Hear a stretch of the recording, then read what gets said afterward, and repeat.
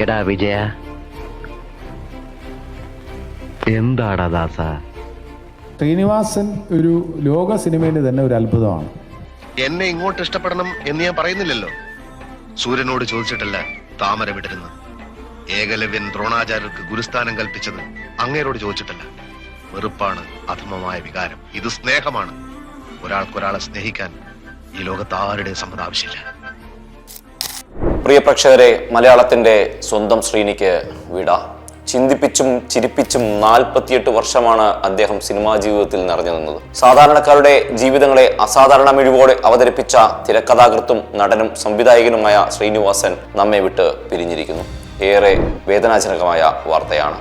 രോഗബാധിതനായി ഉദയംപൂരിലെ വീട്ടിൽ വിശ്രമത്തിലായിരുന്ന ശ്രീനിവാസനെ ഇന്ന് രാവിലെ ഡയാലിസിസിനായി കൊണ്ടുപോകവെ ദേഹാസ്വസ്ഥ്യം അനുഭവപ്പെട്ടതിനെ തുടർന്ന് തൃപ്പൂണിത്തറ താലൂക്ക് ആശുപത്രിയിൽ പ്രവേശിപ്പിക്കുകയായിരുന്നു. രാവിലെ 8:30 ആശുപത്രിയിൽ വെച്ചായിരുന്നു അന്ത്യം. മൃതദേഹം താലൂക്ക് ആശുപത്രിയിൽ ഉണ്ട്. മൃതദേഹം തൃപ്പൂണിത്തറയിലെ വീട്ടിലേക്ക് കൊണ്ടുപോയതിനു ശേഷം ഉച്ചയ്ക്ക് 1 മണിക്ക് എറണാകുളം ടൗൺ ഹാളിൽ പൊതുദർശനത്തിന് എത്തിക്കും. സംസ്കാരം പിന്നീടാണ്.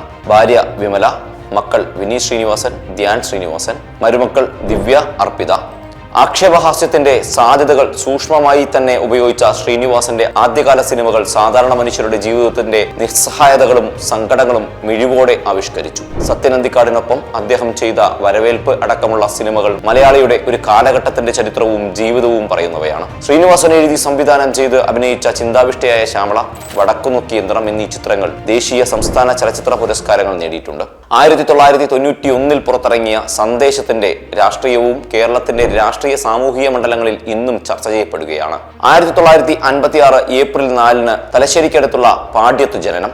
മട്ടന്നൂർ പഴശ്ശിരാജ NSS കോളേജിൽ നിന്ന് ബിരുദവും മദ്രാസ് ഫിലിം ഇൻസ്റ്റിറ്റ്യൂട്ടിൽ നിന്ന് ചലച്ചിത്രാഭിനയത്തിൽ പരിശീലനവും നേടിയ അദ്ദേഹം 1977 PA ബക്കറുടെ മണിമുഴക്കം എന്ന ചിത്രത്തിലൂടെയാണ് സിനിമാ രംഗത്തെത്തിയത്.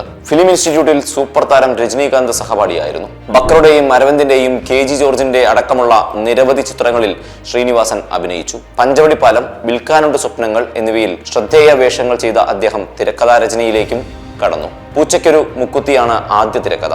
പ്രിയദർശനുമായി ചേർന്നൊരുക്കിയ ഹാസ്യ ചിത്രങ്ങളിലൂടെ അദ്ദേഹം സിനിമാ ലോകത്ത് സ്വന്തം സ്ഥാനം ഉറപ്പിക്കുകയായിരുന്നു. Sanmanassullavarkku Samadhanam, TP Balagopalan MA, Gandhinagar 2nd street, Nadodikkattu, Thalayanamanthram, Golanthara Vartha, Champakulam തച്ചൻ, വരവേൽപ്പ്, സന്ദേശതാരം, മഴയത്ത് മുമ്പേ, അഴകിയ രാവണൻ, ഒരു മറവത്തൂർ കനവ്, അയാൾ കഥയെഴുതുകയാണ്, കഥ പറയുമ്പോൾ, ഞാൻ പ്രകാശൻ തുടങ്ങിയ നിരവധി ഹിറ്റ് ചിത്രങ്ങൾക്ക് തിരക്കഥയൊരുക്കി.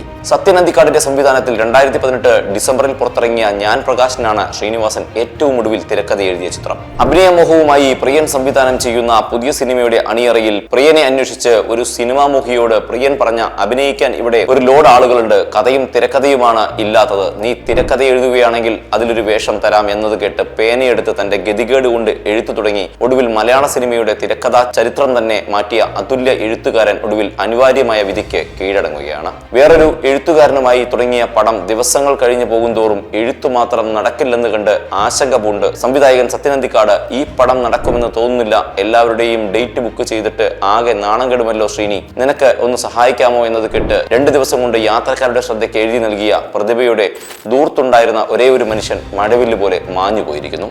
അഭിനയത്തിലൂടെയും എഴുത്തിലൂടെയും സംവിധാനത്തിലൂടെയും ദേശീയ സംസ്ഥാന പുരസ്കാരങ്ങൾ നേടിയ അപൂർവത്തിൽ അപൂർവ പ്രതിഭ ഓർമ്മകളിലേക്ക് ചുരുങ്ങിയിരിക്കുന്നു.